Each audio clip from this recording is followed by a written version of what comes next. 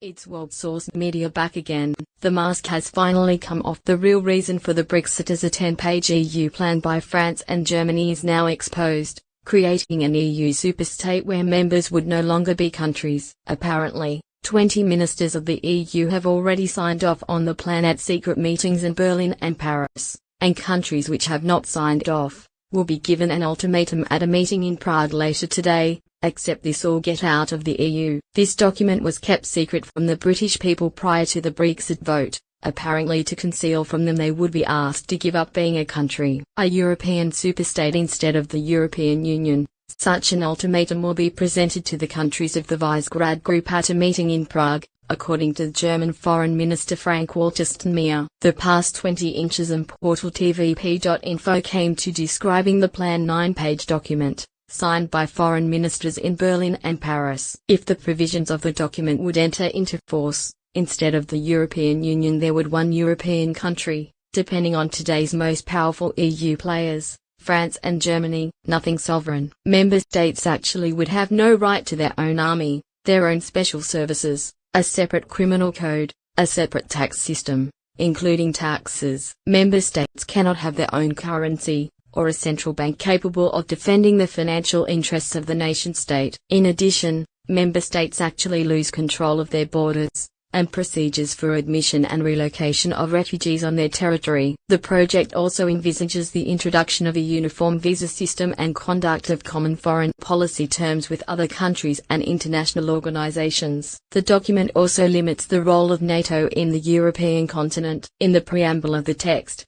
France and Germany wrote, "Our countries share a common destiny and a common set of values that give rise to an even closer union between our citizens. We will therefore strive for a political union in Europe and invite the next Europeans to participate in this endeavor." 9 pages of the document leave no doubt as to the shape which it intends to adopt. Armed forces. The document reads in part, "The threat to security of one country is equal to the danger of others. So we believe that our security is one and indivisible. We believe that the European Union and European security order is part of our fundamental interests, and we will defend them in all circumstances." France and Germany share a common vision of Europe as a union of security, based on solidarity and mutual assistance between member states, supporting the common security and defense policy, ensuring Europe's security, as well as participation in building peace and global stability lie at the heart of the European project. Germany and France propose the establishment of the body called European Security Compact,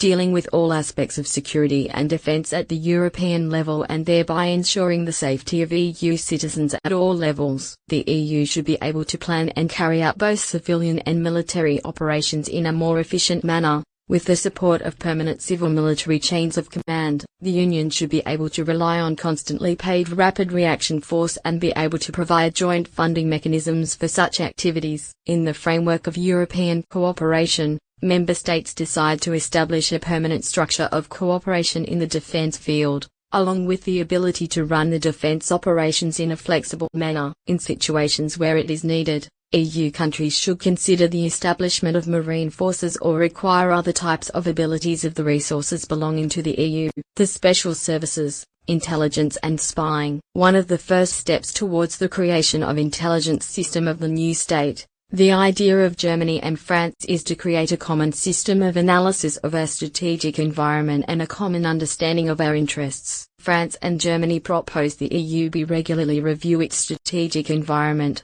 which will be discussed in the Foreign Affairs Council and the Council of the European Union. These surveys will be through independent structure, able to assess the situation, based on the EU's history, the centre of operations and expertise from outside the European institutions. This prominent structure to lead to strategic intelligence analysis, approved at the European level. France and Germany postulate addition, the appointment of a European platform for intelligence cooperation, respecting the prerogatives of national and uses existing tools, improving the exchange of data, scenario planning threats to groups of countries, as well as the creation of European response capabilities and European Corps of Civil Defence. No individual member criminal laws. The European Public Prosecutor and the Criminal Code in the document boosts the powers of the Office of the European Public Prosecutor, which have been acting only in defense of the financial interests of the EU. The authors postulate an increase in its powers to fight against terrorism and organized crime. According to the authors,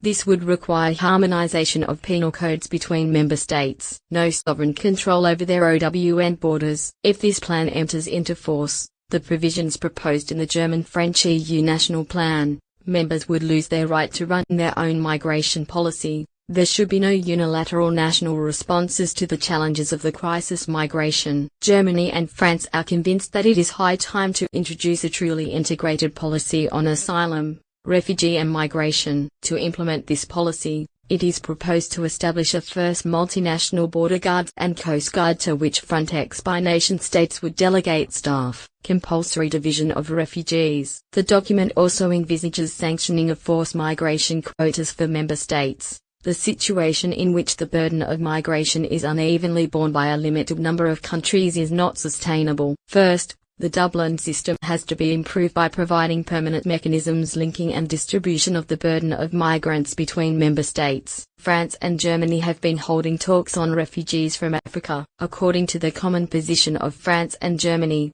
successive waves of migration are conducted after some time talking with external partners. Germany and France have already begun talks on behalf of the EU, on migration at a high level, with a number of African countries and extend this dialogue to the next. Key causes of migration, such as poverty, insecurity and political instability should be of interest to the European Union. The European Monetary Union. One of the most comprehensive parts of the document are issues concerning the enlargement of monetary union, or the implementation of a common currency, the euro. The authors write, among other things, however, we must admit that the euro crisis and its aftermath have shown some deficiencies which make citizens question the compatibility of the single currency promises, folding before its introduction, and even doubt the wisdom of keeping the euro project. However, we have the intention of further proceedings on three fronts simultaneously: strengthening economic cohesion,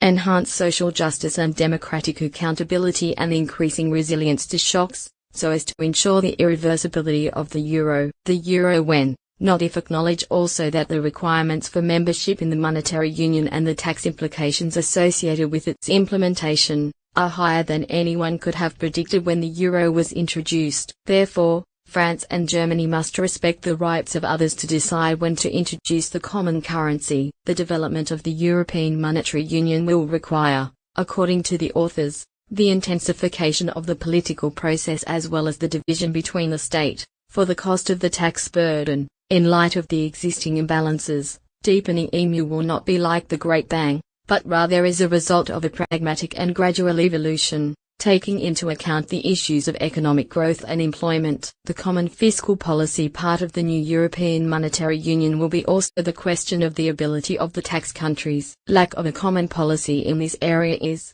according to the authors, of the missing cornerstone of the European Monetary Union, and in the long term, should ensure macroeconomic stability in the euro area level, and to limit unilateral transfers, which in practice must be understood as a call to create a uniform tax system in all future European Union, and reducing the existence of tax competition between countries. So what are your thoughts on this info?